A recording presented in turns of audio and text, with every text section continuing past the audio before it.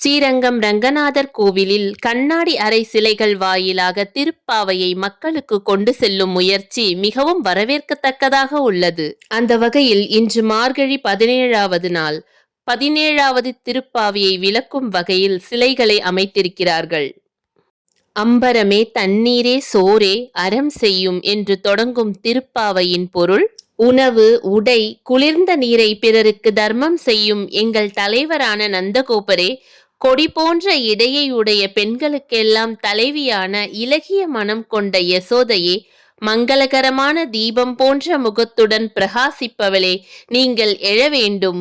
விண்ணையே கிழித்து உன் திருவடிகளால் உலகளந்த பெருமானாய் தேவர்களின் தலைவனான எங்கள் கண்ணனே, செம்பொன்னால் செய்த சிலம்புகளை அணிந்த செல்வத் திருமகனான பலராமனே, நீயும் உன் தம்பியும் உறக்கத்திலிருந்து எழுந்து எங்களுக்கு தரிசனம் தர வேண்டும். இப்பாசுரத்தில் நந்தகோபாலர், யசோதை, பலராமனின் பெருமைகளையும் வாமன அவதாரம் எடுத்து மகாபலியின் கர்வத்தை அடக்கிய கண்ணபிரானை போற்றுவது போல் அமைந்துள்ளது.